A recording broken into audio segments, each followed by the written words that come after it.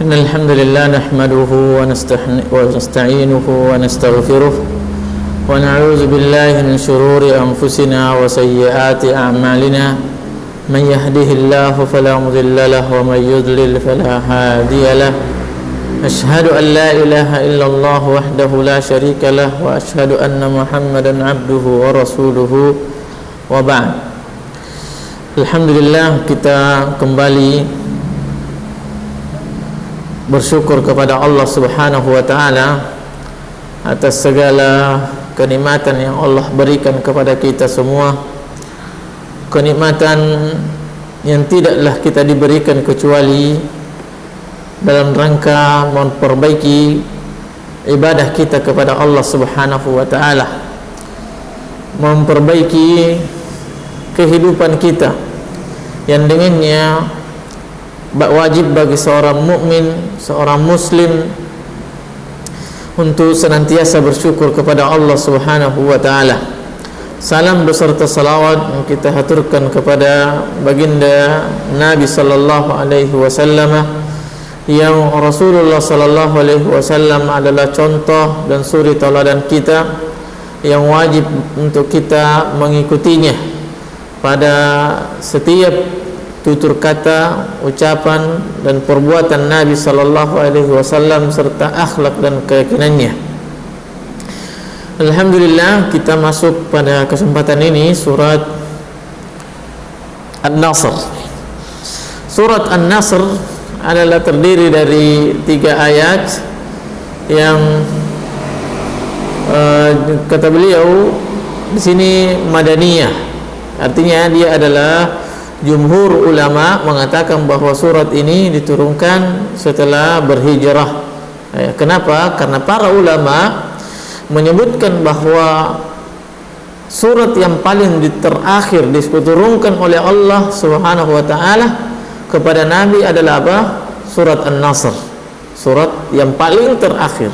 Beda dengan ayat. Kalau ayat yang paling terakhir berarti ayat Al-yawma akmaltu lakum dinakum wa atmamtu alaikum nikmati. Ada seterusnya. Maka itu adalah ayat terakhir yang diturunkan. Nah, sekarang surat yang terakhir yang diturunkan oleh Allah Subhanahu wa taala kepada Nabi SAW adalah surat An-Nasr. Idza jaa nasrullahi wal fath. Allah Subhanahu wa taala berfirman,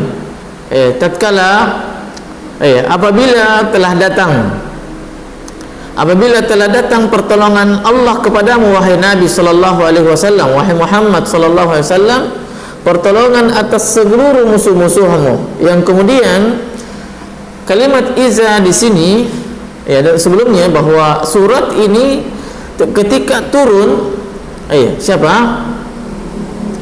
para ulama berbeda penafsiran.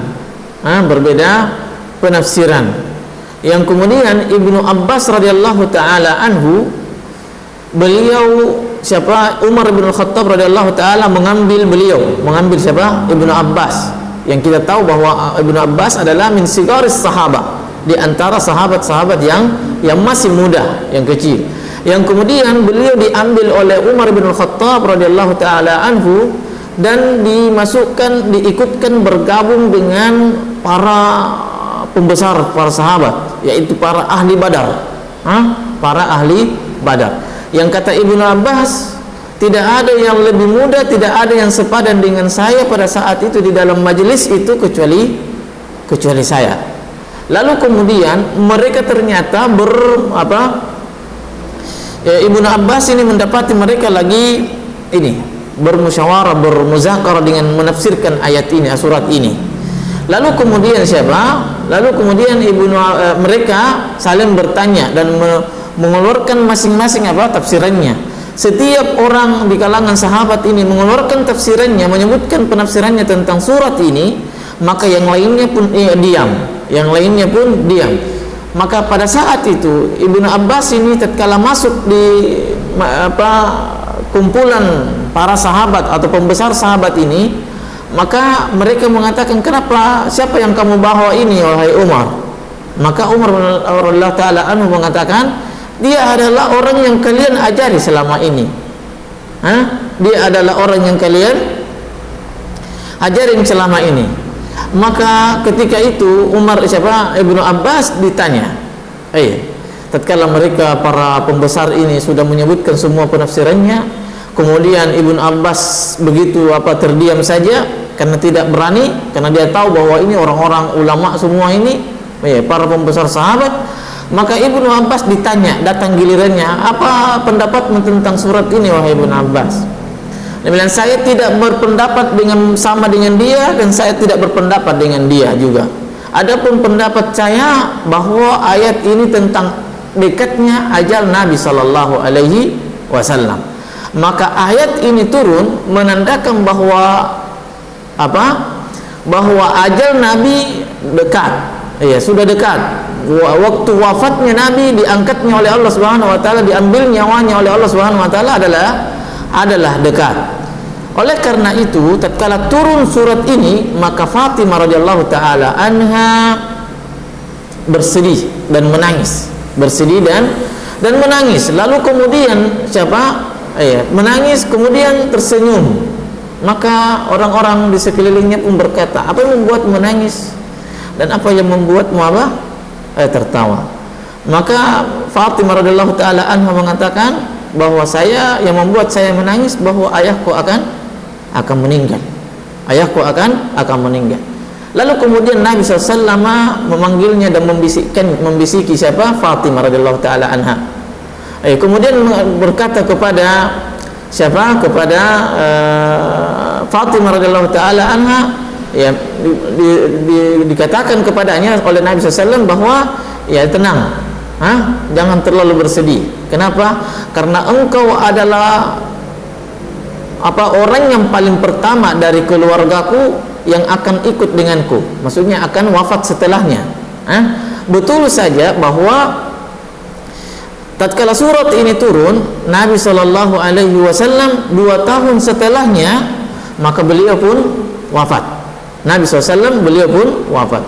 6 bulan kemudian, Fatimah pun wafat setelahnya itu. Maka yang kita tahu bahwa Fatimah adalah sayyidatun fil jannah. Dia adalah tuannya para penghuni surga. Para penghuni surga. Kemudian idza jaa nasrullahi wal fath, apabila telah datang pertolongan Allah kepadamu wahai Muhammad terhadap terhadap musuh-musuhmu. Terhadap musuh-musuhmu engkau dimenangkan oleh Allah Subhanahu wa taala. Kalimat iza, para ulama menyebutkan bahwa iza di sini artinya qad, sungguh. Sungguh telah datang pertolongan Allah kepadamu wahai Muhammad sallallahu alaihi wasallam. Kemudian kalimatnya idza jaa nasrullahi wal fath. Kata Imam Ar-Razi rahimahullahu taala, perbedaan antara al-fath dengan al-nasr, al-fath adalah sesuatu yang Allah bukakan oleh Nabi SAW dan para sahabatnya yang sebelumnya itu terkunci dan tertutup, sulit untuk dibukanya. Adapun an-nasr, dia adalah sebab terbukanya sebuah perkara, terselesaikannya sebuah perkara. Di sini disebut al-fath adalah fathu Makkah, adalah fathu Makkah. Bahwasanya telah datang kepadamu wahai Nabi SAW pertolongan dan fathu Makkah, maksudnya dimenangkan oleh Rasulullah SAW peperangan di Mekah.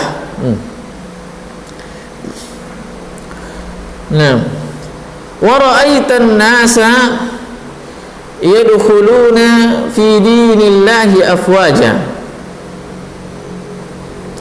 Wa ra'aitan nas, dan engkau telah melihat banyak manusia yang masuk ke dalam agama Allah yaitu Islam afwaja, ya, berkelompok-kelompok. Yang sebelumnya, kata beliau, yang sebelumnya mereka masuk sembunyi-sembunyi, sembunyi-sembunyi. Sebelumnya masuk satu-satu, dua-dua, tidak ada masuk satu kelompok begitu, karena takut kepada orang-orang Quraisy, takut pada pembesar-pembesar orang-orang kafir. Maka tiba saatnya ini, ya, agama Allah Subhanahu wa taala dimenangkan olehnya. Yang kemudian Allah Subhanahu wa taala, ya, bentuk kemenangannya terhadap orang-orang kafir, kemenangan Islam terhadap agama yang lain, maka manusia pun berbondong-bondong masuk ke dalam Islam, ya, berbondong-bondong untuk masuk ke dalam Islam. Dan ini adalah nikmat. Ini adalah nikmat Allah Subhanahu wa taala yang Allah perlihatkan kepada baginda Nabi sallallahu alaihi wasallam, yang sebelumnya mereka merasa kesulitan masuk dalam Islam, masuk ke dalam Islam. Yang orang Islam ini, orang yang masuk dalam Islam min aqtari min al-Arab, ja'ahul Arabu min aqtaril ardi ta'iin. Semua orang Arab masuk, ya, kemudian itu barulah masuk orang-orang Ajam masuk ke dalam Islam. Tidak bisa dibendung lagi orang yang memeluk Islam. Sembunyi-sembunyi atau malu-malu. Kalau sekarang orang tidak ada lagi rasa khawatirnya begitu, tidak ada khawatir. Beda dengan di zaman Nabi SAW, seperti para sahabat seperti Bilal, Ammar bin Yasir, Sumama dan lainnya yang disiksa oleh orang-orang kafir tatkala mereka memeluk Islam, ya, memeluk Islam. Ini Allah Subhanahu wa taala, ini tentunya ini kapan dia Nasr ini diturunkan? Pada saat pertengahan hari-hari tasyrik, pertengahan hari-hari tasyrik diturunkan ayat ini. Kapan itu? Hari raya tentunya, hari raya. Karena berarti ini menunjukkan apa? Sebagian riwayat menyebutkan bahwa Abu Bakar tatkala turun ayat ini, atau kalau tidak salah, al-yauma akmaltu lakum dinakum wa atmamtu alaikum, semua orang berbahagia kecuali Abu Bakar radhiyallahu taala anhu. Tatkala diturunkan ayat tersebut, al-yauma akmaltu, semua orang berbahagia kecuali Abu Bakar, karena dia memahami apa? Memahami maknanya, bahwa al-yauma akmaltu lakum, mereka berbahagia Islam ini telah disempurnakan, mereka berbangga. Pada saat itu memang adalah posisinya hari raya. Namun Abu Bakar pada saat itu justru bersedih.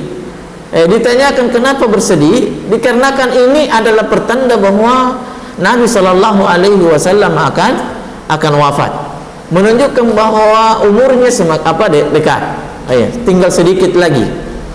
Oleh karena itu dalam riwayat disebutkan bahwa dengan turunnya surat ini atau ayat tadi, al-yauma akmaltu lakum dinakum, sebagian riwayat menyebutkan bahwa tidaklah suatu nabi umurnya itu datang setelahnya kecuali separuh dari nabi sebelumnya, di mana mereka, pokoknya Nabi Shallallahu Alaihi Wasallam tinggal di kaumnya, di mana dia bersama kaumnya, di mana di Madinah, bersama-sama mereka tinggal bersama selama 20 tahun. Itu separuh dari siapa? Separuh dengan Nabi Isa alaihissalam. 20 tahun Nabi SAW hidup dengan bersama kaumnya, berdakwah, menderita, susah dan senangnya mereka. Maka separuh daripada itu itulah separuh dari tinggalnya Nabi Isa bersama kaumnya. Demikian sebelumnya Nabi dan seterusnya. Berarti Nabi Isa sebelumnya, siapa Nabi sebelumnya? Nabi Musa dan seterusnya. Maka berarti itu separuh dan begitu seterusnya, bertinggal bersama kaumnya. Nah, maka pada saat itu Abu Bakar bersedih karena dia tahu bahwa Nabi SAW akan meninggalkan mereka semuanya. Akan meninggalkan mereka semuanya. Nah, Kemudian fasabbih bihamdi rabbika wastaghfir.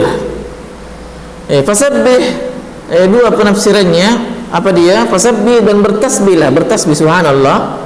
Yang kemudian dalam riwayatnya siapa? Dari Masruq dari Aisyah radhiyallahu taala anha mengatakan tidaklah apa Nabi sallallahu alaihi wasallam setelah surat ini turun di dalam sujud dan rukuknya kecuali dia baca subhanaka rabbana wa bihamdik Allahumma ighfir Allahumma ighfirli.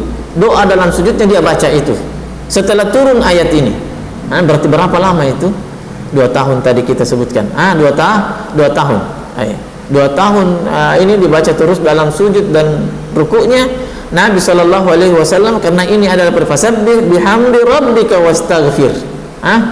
Kemudian yang berikutnya fasabbih adalah salat. Dan salatlah engkau. Dan salatlah, perbanyaklah salat. Wastaghfir. Wastaghfirhu. Nabi sallallahu alaihi wasallam adalah manusia yang telah diampuni oleh Allah Subhanahu wa taala dosanya yang telah lalu dan yang akan datang. Namun kemudian diperintahkan untuk beristighfar. Untuk apa itu? Nah, istighfar tidak pernah mendatangkan kerugian. Istighfar tidak pernah mendatangkan kerugian, tidak pernah mendatangkan dengan menjadikan amalan kita dengan melakukan istighfar itu dengan sia-sia. Sehingga apa jadinya ketika Nabi SAW, bukankah dia adalah Nabi diampuni dosanya yang telah lalu dan yang akan datang? Kenapa diperintahkan lagi untuk beristighfar padahal sudah diampuni dosanya? Maka sebagian ahli tafsir menyebutkan bahwa dia apa? Istighfarnya Nabi adalah pengangkatan derajatnya. Maksudnya dengan istighfarnya dia diangkat lagi derajatnya oleh Allah Subhanahu wa taala. Jadi istighfar bukan hanya bertujuan untuk bagaimana dosa-dosa kita diampuni. Betul bahwa itu adalah tujuan utama istighfar itu, bahwa dosa kita dengan istighfar insya Allah diampuni oleh Allah Subhanahu wa ta'ala. Sebagian ulama lain mengatakan wastaghfirhu itu bukan untuk Nabi tetapi untuk umatnya. Artinya apa? Nabi hanya mencontohkan, diperintahkan untuk mencontohkan bagaimana umatnya, bagaimana Nabi SAW dia adalah orang yang selama ini berdakwah, dia korbankan umur dan nyawanya, hidupnya, waktunya, keluarganya, istrinya, hartanya dikorbankan semuanya dalam rangka taat kepada Allah Subhanahu wa taala. Bersamaan dengan itu di akhir-akhir hidupnya dia juga apa? Diperintahkan lagi untuk beristighfar. Kenapa? Kenapa? Karena boleh jadi di sana, ini untuk umatnya, boleh jadi di sana ada apa? Ada hal-hal yang kita tidak mampu melakukannya di luar daripada kemampuan kita. Maka istighfar yang kita lakukan, yang kita utarakan kepada Allah Subhanahu wa taala, mudah-mudahan dengan itu dapat menutupi kekurangan kita dengan umur yang telah berlalu. Oleh karena itu di dalam Al-Quran juga apa? Pada saat seseorang kita dianjurkan untuk memperbanyak doa ketika berumur 40 tahun. Kenapa?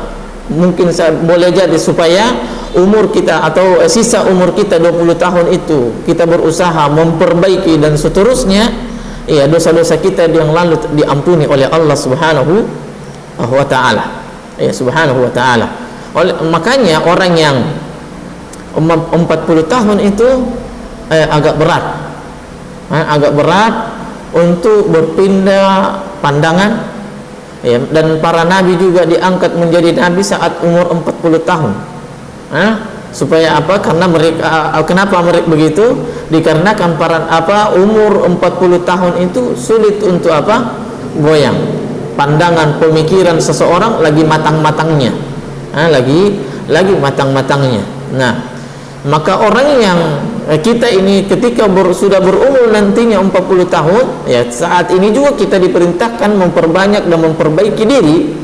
Namun saat umur kita sudah mencapai 40 tahun, maka kita lebih ditekankan lagi untuk memperbaiki kehidupan, memperbaiki. Jangan lagi kalau saat ini kita banyak pikiran kita untuk dunia, banyak waktu kita terbuang untuk dunia, maka pada saat itu hendaknya kita memenuhi waktu kita dengan ibadah, dan ketaatan kepada Allah Subhanahu wa taala, supaya apa?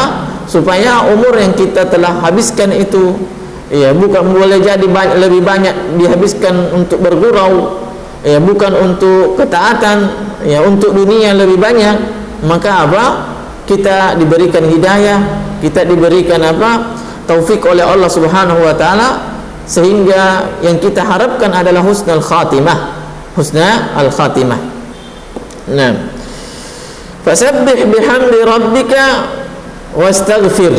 Bertasbihlah, salatlah engkau kepada Rabbmu mutalabbisan bihamdi, dengan sambil memuji kepada Allah Subhanahu wa taala. Wastaghfiruhu, dan meminta ampunanlah kepadanya. Innahu kana tawwab. Innahu kana tawwab. Sesungguhnya Allah Subhanahu wa taala tawwab, maha menerima taubat. Kalimat tawwab adalah siga mubalaghah yang menunjukkan bahwa kemungkinan besarnya orang yang beristighfar, meminta taubat dan bertaubat kepada Allah, meminta ampunan kepada Allah, itu dikabulkan oleh Allah Subhanahu wa taala. Itu maknanya bahwa at-tawwab adalah siga mubalaghah yang menunjukkan betul-betul akan menerima. Maka para ulama menyebutkan kalimat ini menunjukkan bahwa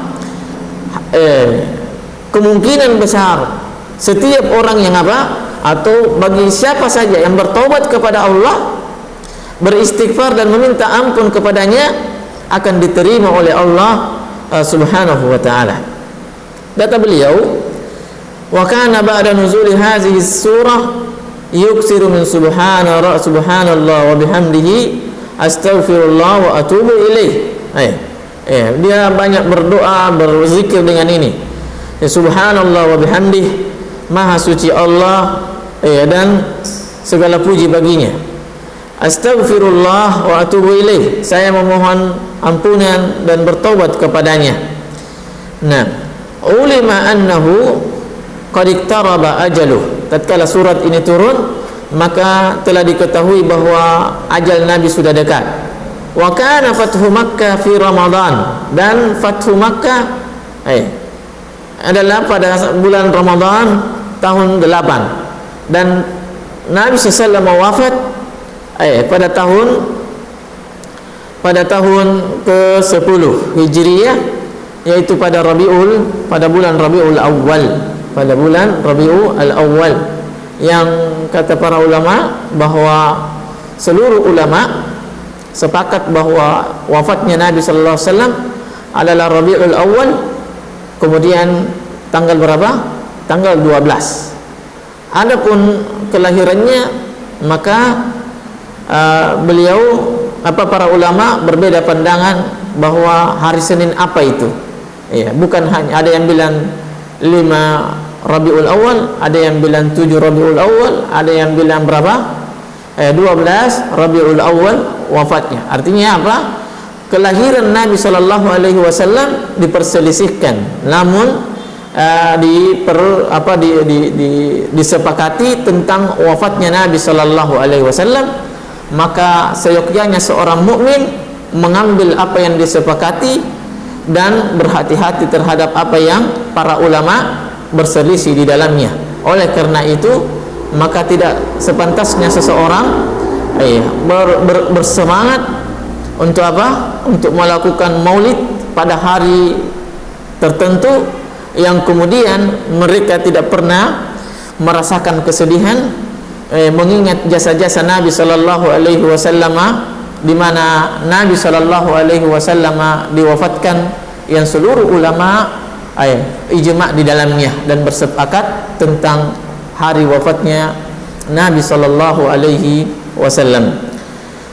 Subhanakallahumma rabbana wa bihamdik, asyhadu an la ilaha illa anta astaghfiruka wa atubu ilaik. Assalamualaikum warahmatullahi wabarakatuh.